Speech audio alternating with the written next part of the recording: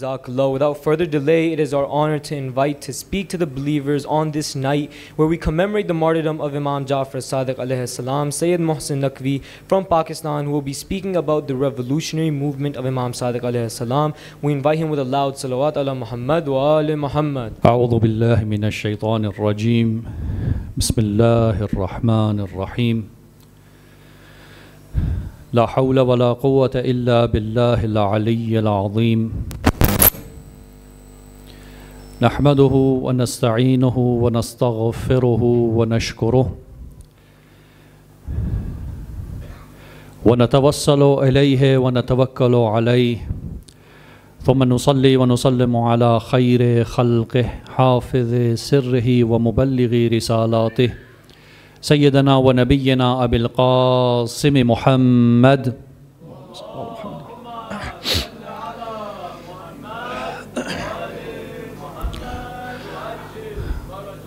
وعلى أهل بيته الطيبين الطاهرين المعصومين المنتجبين المنتخبين سيما بقية الله في الأراضين واللعنة الدائمة على أعدائهم أجمعين من يوم عداوتهم إلى قيام يوم الدين. أما بعد، فقال الله تبارك وتعالى في كتابه الحكيم وقرآن المجيد وقوله الحق: أعوذ بالله من الشيطان الرجيم. يا أيها الذين آمنوا اتقوا الله وكونوا مع الصادقين. صدق الله العلي العظيم. Please recite aloud salawat.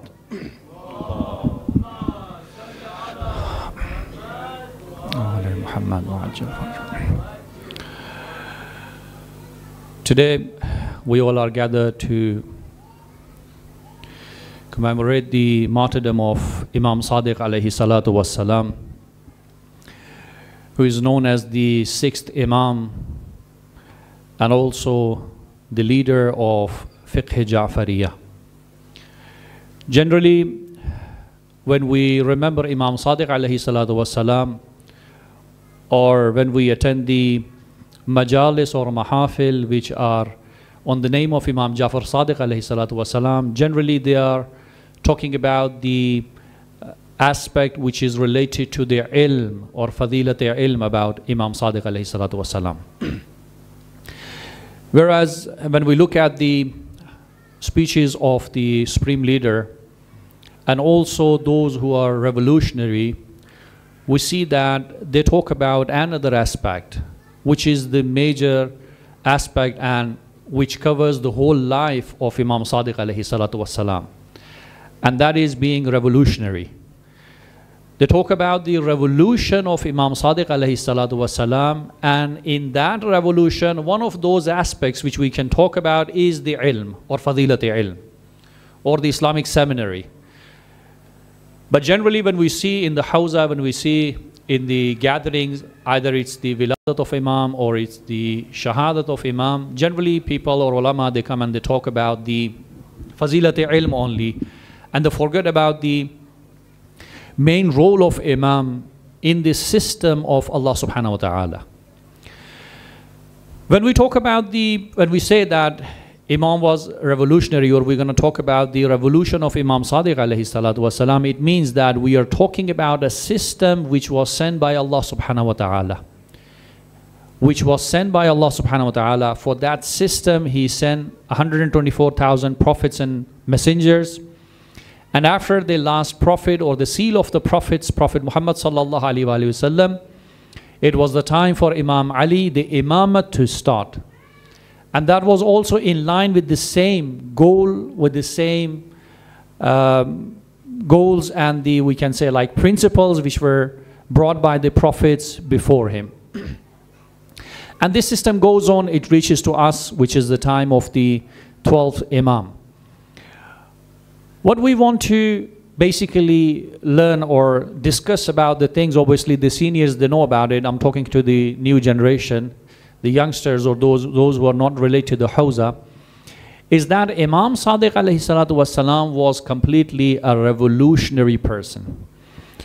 When Supreme Leader says that man inqalabiyam, basically he's quoting a quote from Imam Sadiq alayhi salatu wasalam, because Imam Sadiq is a revolutionary. In his revolution, he has one aspect, how to fight with the enemies. So therefore, when we look at the life of Imam Sadiq alayhi salatu wasalam, we see that it is divided into two different parts. Basically, he was combating, he was fighting with two regimes. Today we have regimes like the Zionist regime, the American regime, the arrogant regimes. They all are known as one. So we don't have two enemies at the moment. But Imam Sadiq at his time, he had two enemies, two different regimes. The first regime was Umayyad regime, which was Banu Umayyah. I don't know if I need to use the Arabic terminologies or English, because we have other people like attending the session as well. So let me use the Arabic terminologies more than the English, like Umayyad was Abbasid. It's better to say Banu Umayyah and Banu Abbas. It's more familiar for us.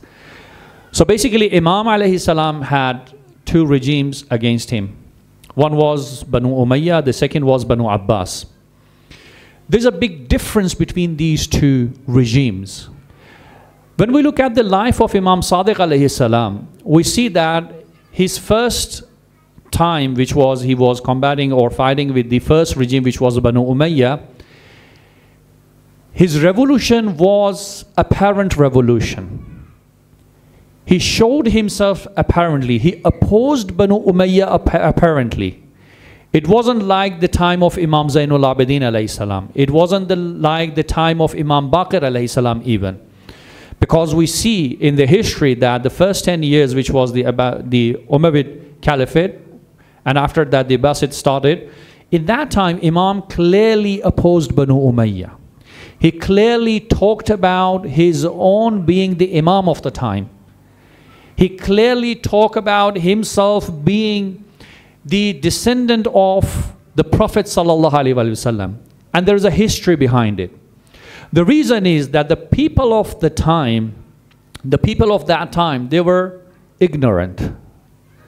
The people of the time were ignorant towards Ahlul Bayt, towards who are the family of the Prophet. For example, for those who were living in Shamat, who were living in the Syria and the area like under the governorship of Banu Umayyah, they knew or they used to believe that the Banu Umayyah is the only Ahlul Bayt of the Prophet. And that's why we see when Imam Ali alayhi salatu wasalam got martyred, they say like Ali, what he was doing in the mosque, what he had to do to the mosque. So it was surprising for them. Why? Because they used to think, and it was propagated obviously, this is what enemy do. You know, there's a beautiful statement by Supreme Leader about hijab, or you know, this situation that we have in today's world. He says that unfortunately we don't have the media in our hands. Unfortunately we don't have media in our hands. Today when we put on veil or hijab, they say us they are backwards. Whereas if media was in our hands, we should say to these naked people that they are backward, they're living in the jungles, they're still living in the old age, the stone age, where people did not have clothes. So it's the role of media basically. So this was the media basically at the time of Banu Umayyah, who propagated, who basically told people that the only household of Prophet is Banu Umayyah. On the other hand, Banu Abbas, when they wanted to come into power, they started a new propaganda. And they started to say that since the Prophet was from Quraysh, therefore Abbas was from the Quraysh, and he was the oldest amongst the old companions. Therefore the Khilafat was moved from Prophet to Abbas, and it came to us because we are the children of Abbas. And the simple people who never seen Imam Ali, who never saw Ahlul Bayt, they believed in them, especially people living in these areas where the Banu Abbas was. So at this time, when Banu Umayyah was in charge, when Banu Umayyah had the rulership, Imam Sadiq alayhi salatu wasalam, his revolution was apparent. We can see that when he used to go to Hajj on the day of Arafah, when everyone was there, we have seen in the history that he used to stand up in a high place, and he used to call to people and tell people that remember that Anna Rasulullah Imam. Now this is we need the emphasis, like I need the attention over here, that Imam is not saying that Rasulullah is Nabiullah. He was the messenger of God, he was the prophet, because he's saying Rasulullah. Rather he's saying he was Imam. And with the inna Rasulullah, he was Imam, Imamun. Rasul was Imam. What does it mean? It means he was the leader. Thumma Aliyun. After him it was Ali ibn Abi Talib. Thumma al-Hasan, thumma al-Husayn. Thumma Ali ibn al-Husayn, thumma Muhammad ibn Ali. Thumma, and after this, Imam used to quiet, like he wasn't saying his own name. And we have the riwayah, which Supreme Leader also narrates in the book, like Devisto Panjas Saleh, like 250 years of mankind. In that, he narrates this narration, and he says that this narration, I love this narration. Why? Because Imam Sadiq, on the day of Arafah, in the land of Arafah, he stood on one direction and he said this for 3 times. Then he faced to another place, and then he said it for 3 times. And then on the third direction, he said it for 3 times. Therefore, he announced it for 12 times that the Rasul was Imam, then Ali, then Imam Hassan, then Imam Hussain, then Imam Zainul Abidin, then Imam Muhammad Baqir, and then obviously everyone knew that he is the son of Imam Baqir alayhi salam. Why he was doing this? This wasn't just mere informing people that he is Imam. This was basically a jihad at-tabyin against 2 regimes. One who says Banu Umayyah is the household of the Prophet, and the other who says Banu Abbas is the household of the prophets. So he was basically fighting against these 2 regimes wherever he had it. So at the time of Banu Umayyah, he was fighting apparently. Wherever, this is also wrong, that Imam never had the, jihad with the weapon. Yes, he himself never attended any jihad, but he supported those who used to raise against Banu Umayyah. He funded them. Sometimes we have these narrations in the history that he provided them the weapons as well. And that's why many times, they raid at the house of Imam Jafar Sadiq alayhi salatu wasalam. At the time of Banu Umayyah and at the time of Banu Abbas as well, especially at the time of Mansur. The reason is, one of the ulama, he used to say that, it's not me because I haven't seen it, I'm quoting one of the ulama, one of the teachers. He said, I have seen in the books that many times before Banu Abbas come to the power, Mansur had meetings with Imam Jafar al-Sadiq how to overcome or how to fight against Banu Umayyah. So which shows that Banu Abbas was with Imam Sadiq alayhi salatu wasalam apparently, to know the tricks, to know the ways how to fight against the Banu Umayyah, to have this revolution. So basically there was first revolution, which was led by Imam Sadiq alayhi salam, which was Alawi revolution. On the other hand, Banu Abbas was with them at that time in order to have this revolution, to obviously throw away the rulership of Banu Umayyah. And then later, obviously, they hijacked the whole revolution and they come to the power. Why? Because they had their own propaganda, they had their own media, which was on the other hand, was doing the propaganda. What was that? That Banu Abbas is the household of the Prophet. They are from Ahlul Bayt of the Prophet. So here comes the time when it comes difficult for Imam Sadiq alayhi salatu wassalam. And this was the hardest revolutionary actions, or we can say like the fight which Imam had at that time, at the time of Banu Abbas. So the first thing to remember is that at the time of Banu Umayyah, Imam had the apparent revolution. This revolution was to make organization, because in the Persian we have the word tashkilat. Now this is also misunderstood. We have Pakistani brothers as well, so it's especially for them. In Pakistan they misunderstood this word tashkilat. They think that this means to make different groups, and that's why we are divided in many groups. We have, because the literal translation in English, tashkilat is organization. We have Imamiya organization, and I should not take the names, but we have many organizations. The brothers and sisters knows. What does this organization means? When you look at the book, Kar Bayat Tashkilati Shavad, from the Supreme Leader, He mentions there, Tashkilat, what does this organization means? It means that Imam Sadiq alayhi salam, especially he talks about Imam Sadiq alayhi salam. So at the time of Imam Sadiq, what does this organization means? It means that he has his representatives all around the world, who are spread in the world in different places. And whatever he wants to say to the people, whatever he wants people to hear, they must hear through his representatives in all around the world at the same time. Let me say this again, because I need to link this with the Islamic Revolution of Iran. And then when I give the example, it becomes more clear for everyone. Organization means that Imam Sadiq, when he wants to convey a message, you know, at that time there wasn't any mean like WhatsApp, I don't know, the Facebook, YouTube, and all those news. So what was the mean? Means were the representatives. He had assigned many representatives all around the world, where he had almost everywhere his representatives. The representative of Imam Sadiq alayhi salam, who used to, generally in the Hawza, when you talk about it, they just remember them as collecting the zakat and khums, or maybe answering the, you know, the questions, the fiqh questions. But that wasn't the only thing he was doing. Do you think that Imam, who is the leader, who's supposed to lead the whole Muslim Ummah, who's fighting against Banu Umayyah and Banu Abbas, his representative's duty is to just collect the khums and zakat and answer the people when they ask a question? Is this what the representative should do? No, this was an organization.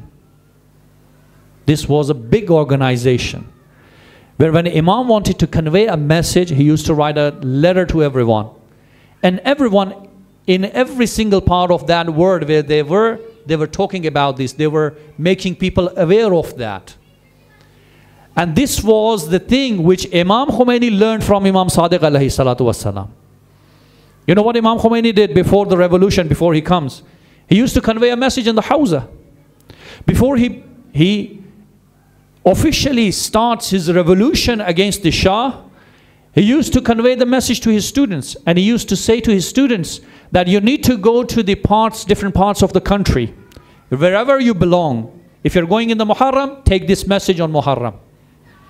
And that's why we see many revolutionaries in today's world, when they talk about Imam Khomeini, they say that when Imam Khomeini used to deliver a speech or a lecture, we had the duty to take this.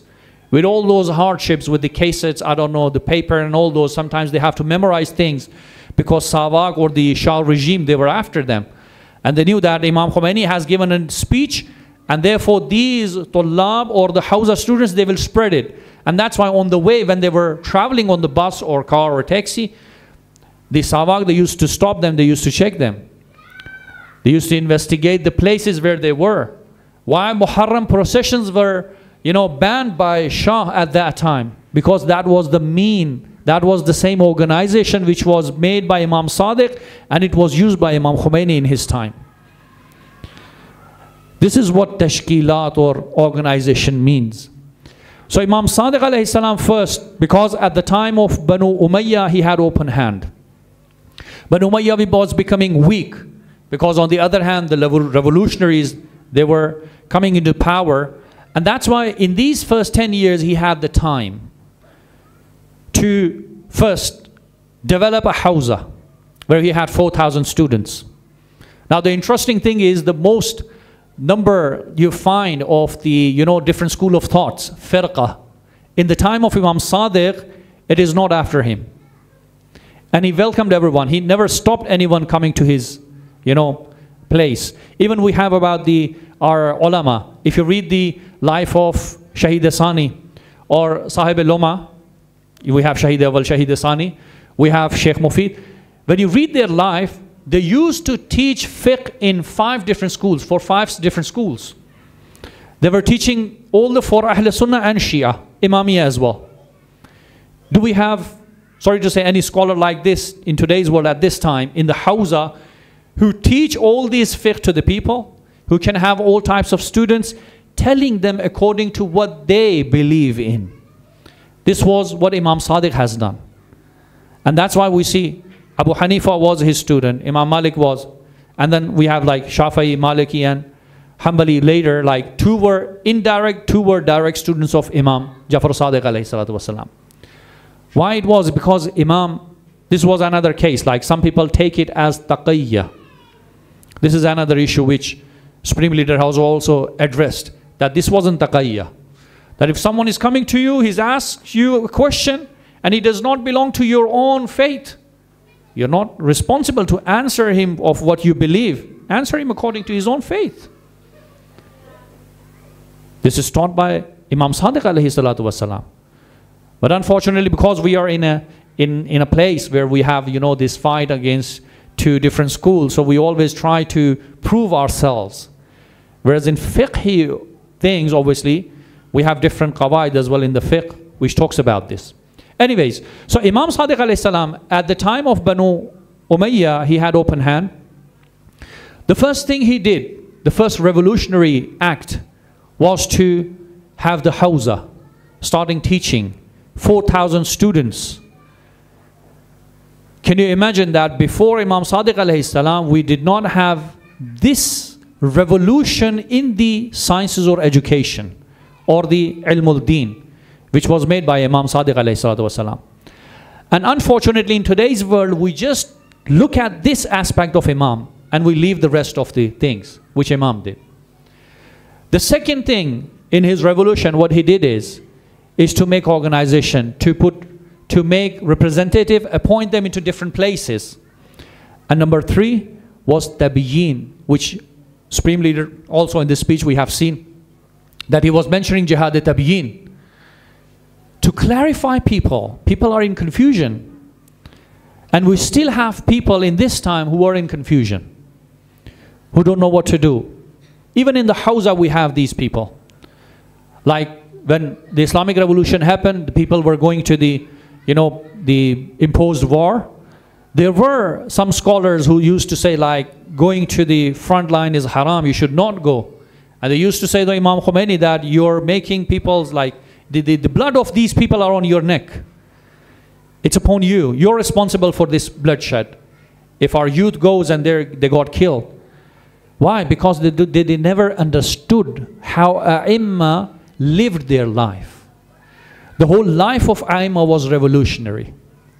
Every single aspect. So we cannot say that A'imma had a revolutionary aspect as it was corrected by brother Sheikh Ali. Because I was initially trying to make the topic that the revolutionary aspect of Imam Sadiq. What I meant is that the whole life of Imam Sadiq was revolutionary, but it gives another meaning. That one of the aspects of his life was revolutionary. No, his whole life was revolutionary.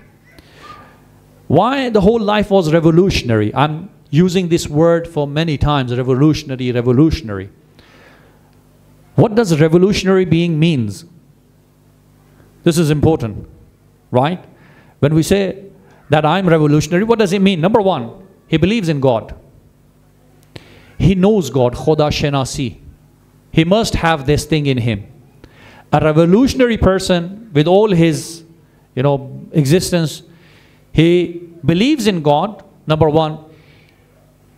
Number 2, he is bound to religious rituals. He is bound to Islamic rituals. The things that are haram is haram for him. The things that are halal, they are halal for him. These are the basics of being revolutionary. And this is a big revolution. You know, imagine that a person has to observe all the halals and all the harams. Obviously, he has to bring a revolution in himself. Every single movement, he is fighting against himself, which is Jihad Akbar, obviously. So this Jihad Akbar is also part of being revolutionary. So, number 1, believing in Allah. Number 2, respecting or living according to the rituals of the Islam. Number 3, which is very important, is that never bow to Taghut. Never say yes or submit to Taghut. Or never be independent when there is a haqq on Taghut. When there is a batil, false, and there is a truth. Never say, like, let's see for some time what happens. Do we need to go this way or that way? No, if you're revolutionary, you know the truth. And truth is, truth about truth is said like it's so bright that you can see it. You know this is truth. Even in the depth of your heart, you feel it that this is true. This is the characteristics of truth. So Imam Sadiq was revolutionary. So first thing, in the time of Banu Umayyah. Now the important part is what happened at the time of Banu Abbas. Because in the time of Banu Umayyah, it is apparent he had the Hawza, he had students, he trained students. After that, he had his own organization, his representatives went there. On the day of Arafah, any place, especially about the Arafah, I was listening to one of the speeches of Supreme Leader, which he gave for the Hujjaj, like the ones who go for the Mas'uleen for the Hajj. He said that the Arafah or the Hajj is the mean of advertising, is the mean which is for conveying your message. Why? Because people who from day, night, 24-hour, 24/7, they listen or see the false or fake news. At the Hajj, you have the time to meet them personally. So when you see them personally, you can convey the truth to them. And he said, look at the Hajj as a mean of transferring the truth to the rest of the world, to the rest of the Muslim world. So this was what Imam was doing, Imam Sadiq alayhi salam, that at the time of Hajj, when it was Arafah, he used to stand, he used to announce about the truth, what is truth, what is false. And none of the Imams you will see that they have said, I am the Imam. It needs a courage for a person to say that, especially at the time when you have these enemies next to you. But Imam Sadiq has done this. At the day of Arafah, he announced that I am the Imam. Why? Because these two regimes, there are two different ways of fighting with them. And it was shown by Imam Sadiq ﷺ how to deal with them. Now what happened is Banu Abbas was with Alawis in order to overthrow the Banu Umayyah. But when Banu Umayyah went and Banu Abbas came to the power, the situation changed. The apparent revolution went into the hidden revolution. And that might be one of the aspects, according to the teachers. They say one of the aspects why ulama, they don't talk about the revolutionary aspect or the revolution of Imam, or they just talk about the Hawza and the seminary and teaching and all those. It's because the rest of the life at the time of Banu Abbas, Imam's revolution or Imam's struggles, they were hidden. They weren't like the Banu Umayyah. Because Banu Umayyah, everyone knew that they are the false. They killed Imam Hussein. Everyone was fed up of Banu Umayyah. Banu Umayyah's, sins, their mistakes, their corruption. Everyone knew about it. So what happened is when Banu Abbas came to the ruling, everyone thought that these are the reasonable ones. The similar situations going on in Pakistan. I need to give some examples for our brothers and sisters. That similar situation, we have tried everyone. There is only one left. For the freedom now, people are raising their voice for the freedom. What is happening? Because people are ignorant. When we talk about the change of regime, what does Imam means? What does Ahlul Bayt means? The change of regime, according to the Imam, according to the Ahlul Bayt, according to the God, is when the regime changes, there should be an Ilahi regime in place of that previous regime. This should what happen. If Banu Umayyah is going, the next regime who will come, it should be Ilahi. For example, if Shah was thrown away from here, the next system which needs to rule the Iran of that time, it should be Ilahi regime. And that's why we have the system of Wilayat al-Faqih, the system of Fuqaha, the Wilayat, or the system of Islam. And that's why Imam Khomeini announced, I will do the referendum. And if you choose the Islamic referendum, I'm here. If you do not, then I'm not here. Everyone chose the Islamic. Why? Because the goal was the Ilahi goal, the divine goal. So if there is any place in the world, if you strive to change a regime, the next regime shouldn't be like, from the worst to the bad. This shouldn't be the case. Unfortunately, this is what's happening. According to the teachings of Ahlul Bayt, if the regime is meant to be changed, then it should be the Ilahi. That's why Allah sends Musa against Fir'aun, Ibrahim against Namrud. Why Musa? Why not anyone else? Why Allah does not oppose any other king over Fir'aun? Because regime is meant to be changed. If regime is meant to be changed, then the next regime is Allah's regime. It should be Ilahi. The government should be Ilahi government, the divine government. It shouldn't be someone who participated in the previous revolution, now he wants his own, portion out of it. As it was happened in the Inqilab as well. In the Inqilab, what was Bani Sadr? The group of Bani Sadr. They were looking for their own portion out of this cake. They want their own piece. So later when the Imam, he found that he's not with the Ilahi, the goals and the aims and the principles, is not following that thing which we have brought in this country, then obviously he is expelled. He said like he's no more the president of this country. So when the regime needs to be changed, the next regime must be an Ilahi regime. What happened in the time of Imam Sadiq is when Banu Umayyah went, Banu Abbas came, who was hidden Yazid, apparent Alawi, who was apparent Husseini, hidden Yazidi. Let's say like this. Obviously we have seen the characteristics of Banu Abbas later, how they killed the Ahlul Bayt. The propaganda they had against Ahlul Bayt, that no one should know that Ahlul Bayt are the real descendants of the Prophet. It's Banu Abbas, the descendants of the Prophet. And within them there were two groups basically. So these propaganda shows that Imam went into another phase, the second phase of revolution, the second phase of fighting. And this phase was a hidden phase. Why? Because the Banu Abbas knew all the tricks which was done by Imam, all the ways of fighting, all the methods of fighting Banu Umayyah. Banu Abbas knew it, how Imam did so, how Imam conveyed his message to his representatives. So they knew Imam very well. Now this is the hard part, that when you have someone next to you in the revolution, and later they hijack the revolution from you, and they know what you have did with the previous regime, how you fight with them, they know everything about you. What are you going to do? And that is the time where Imam went to Taqiyya. Imam went to Taqiyya. And this is a beautiful definition brought by Supreme Leader and other revolutionary scholars as well. They said Taqiyya does not mean to forget who you were. Taqiyya does not mean that you forget who you were, or you just hide who you are and do nothing.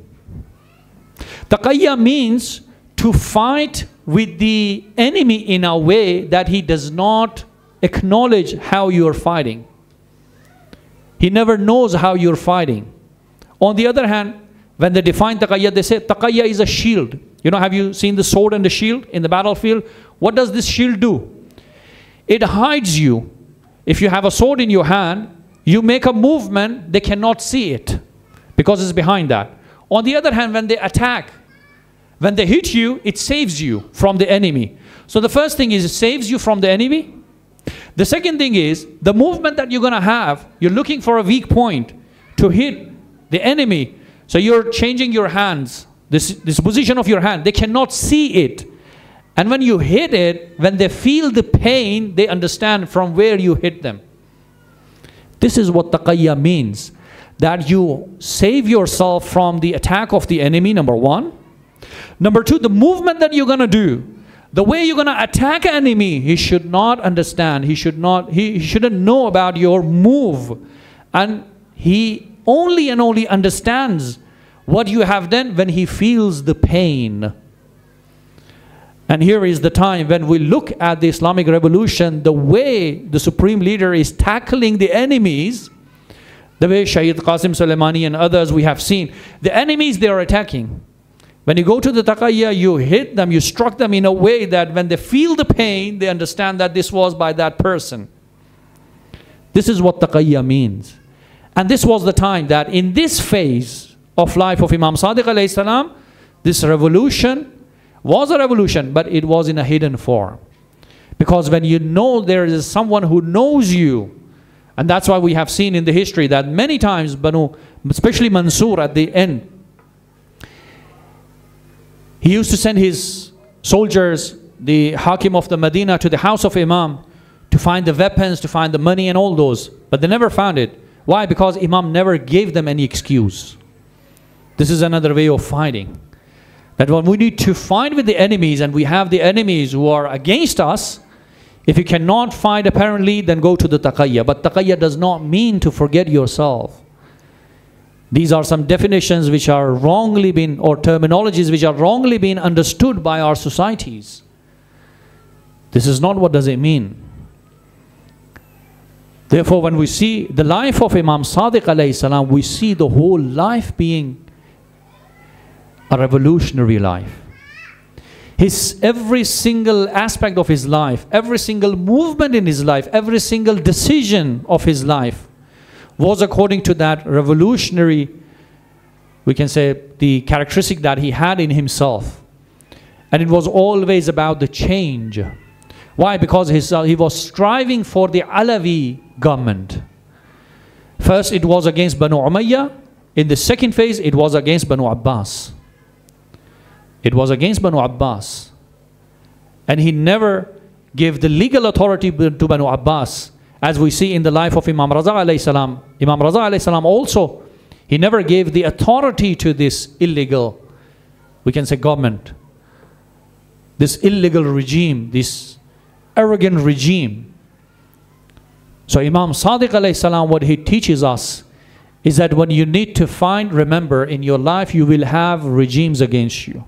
The arrogant regimes. And he found both regimes, the apparent way and the hidden way. And he has left authority upon us that, look, if I can fight against these two regimes, one apparently, one hiddenly, in your time, if you face such a situation, you can do that as well. But the point is, if we understand the life of Imam Sadiq alayhi salatu wasalam, we need to understand the life, the personality of Imam Sadiq alayhi salatu wasalam. In one of the narrations it is said that when Mansur has seen that Imam is not under control, he is uncontrollable, he called Abu Hanifa. And he said to him, at that time Abu Hanifa wasn't the student of Imam. So he called him, he said, because you're faqih, you're scholar, bring 40 questions, ask him. Ask Imam Sadiq alayhi salam, I want to down him. Imam Abu Hanifa says that I was sitting, next to me was Mansur, and then on the other side it was Imam Sadiq, and I started to ask questions. I asked the first question, Imam answered it in a way, in different ways, that this is one way, this is another way, this is another way, and this is my answer. According to your fiqh, it is the answer. According to him, it is like this. According to the fiqh of Medina or the people of Medina, they deal with this like this. And he was surprised by that. And Mansur was ashamed of what he has done. Similarly, many things happened in the life, whereas it is also said in the history that there were 3 times where Mansur wanted to strike Imam with the sword. Some ulama has said that he has seen all 3 times the Prophet saying that you should not strike my son. But at the end there was a time when Mansur finally gave poison to Imam Sadiq alayhi salatu wassalam.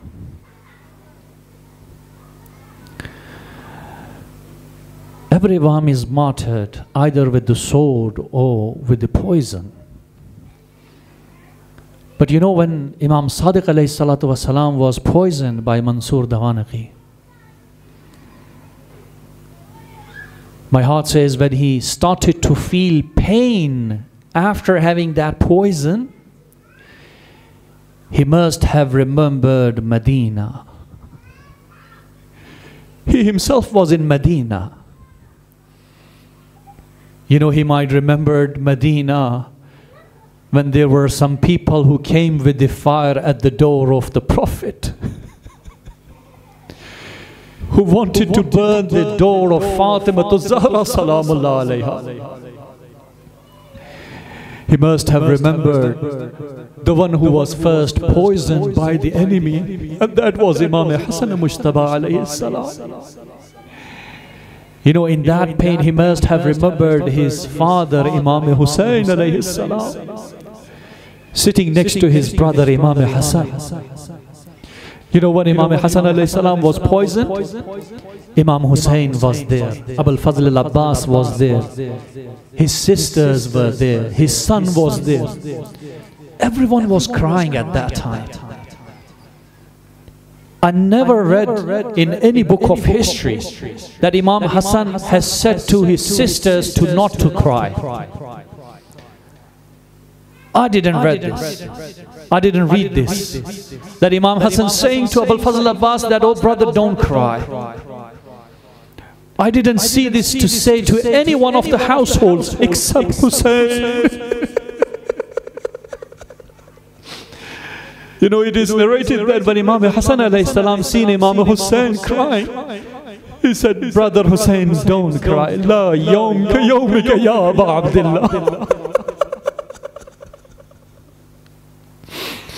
Brother Hussein, today you're crying on me. I have my sisters next to me. I have my family holders with me. I have my family with me. I have my children with me. They all are crying. But Brother Hussein, you know, when you will be martyred, there will be no one to cry on you.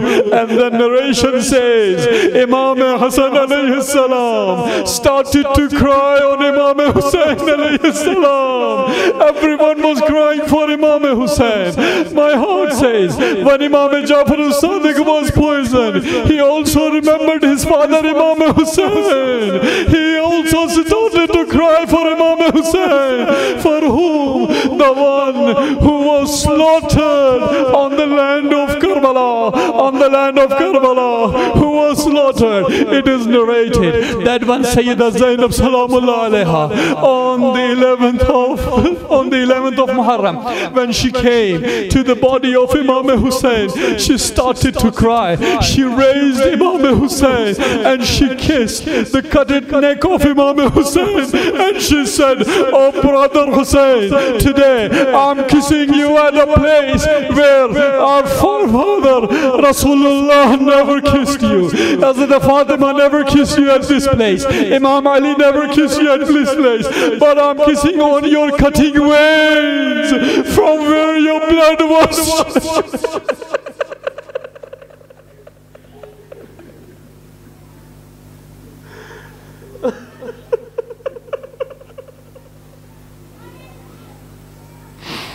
ألا لعنة الله على القوم الظالمين وسيعلم الذين ظلموا أي منقلب ينقلبون. May Allah accept our ibadat and gathering in this holy night. May Allah forgive all our sins. May Allah cure all those who are sick. There are many people who ask for the du'as, who said to do dua for them. They have people who need help. There are people who are under the burden of loan. There are people who have difficulties in their business, in their work. There are people who have difficulties in their studies. There are people who are sick.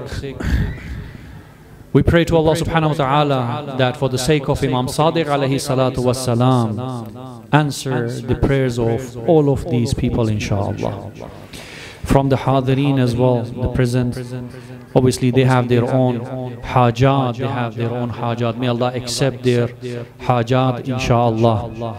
May Allah give us tawfiq to study and learn the teachings of Ahlul Bayt alayhi salatu wasalam and spread it to the world, inshallah, in its true way. May Allah keep the Maraji' Uzzam, especially the Supreme Leader Sayyid Ali Khamenei, and may Allah keep him safe.